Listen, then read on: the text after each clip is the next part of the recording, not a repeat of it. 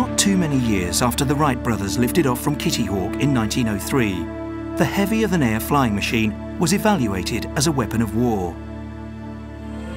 In August 1910, the Curtiss biplane was the first airplane to carry a gun, and a Wright biplane flown over College Park, Maryland in June 1912 was the first to fire a machine gun. Governments soon formed military air services. As war loomed in Europe, the United States watched and waited. It finally established its own Army Air Service in 1914, just 3 weeks before the outbreak of World War I.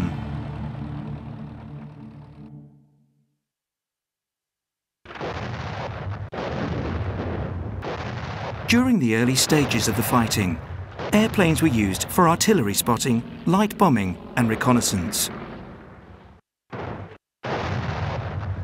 To prevent vital intelligence from reaching enemy hands, it was necessary to destroy these reconnaissance airplanes in the air. And so, the fighter was born. Arming an airplane was not easy, since the weight of the common Lewis gun would severely limit performance. Also, there was no way of firing a gun forward through a moving propeller. They could only fire from above the wing or from the rear cockpit of a two-seater. The development of the airplane as a flying gun platform also meant learning new gunnery skills. Meanwhile, Dutch designer Anthony Fokker had developed a mechanical interrupter system that synchronized a gun to fire between an aircraft's propeller blades. This technology was incorporated in the Fokker Eindecker monoplane, which became the mount of many German aces.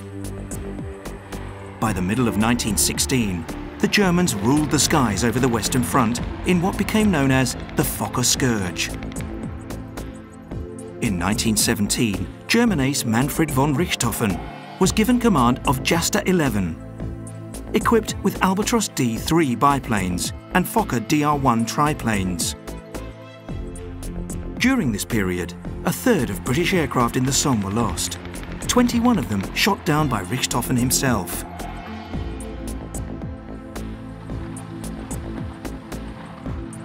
Soon, though, the French Nieuport Scout and Spad regained control of the skies.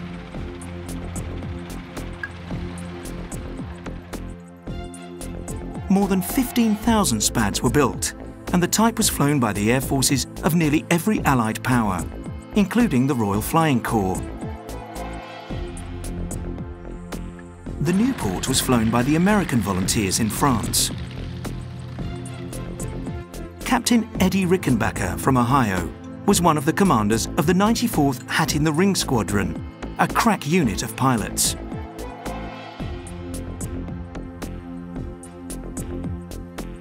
The Nieuport was also the first aircraft to serve with an American fighter unit, and the first type to score an aerial victory with an American pilot. As a result, the United States gained new experience and confidence in the air.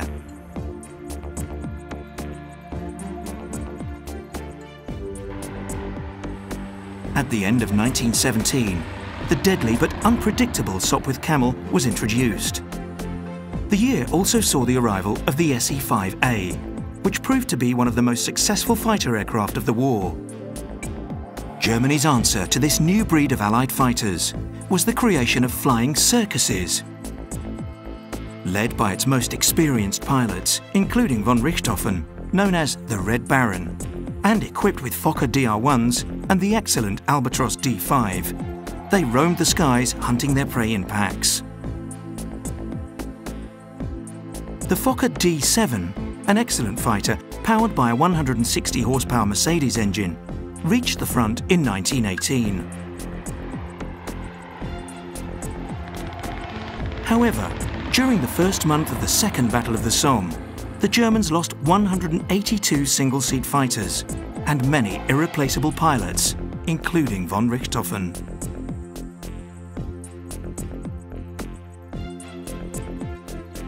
Through the second half of 1918, bitter air fighting continued with heavy losses on both sides.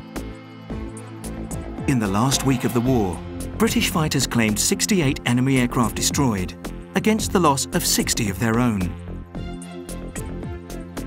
World War I resulted in the creation of modern technological warfare. After 1918, war between major powers was inconceivable without the airplane, and in particular, the fighter.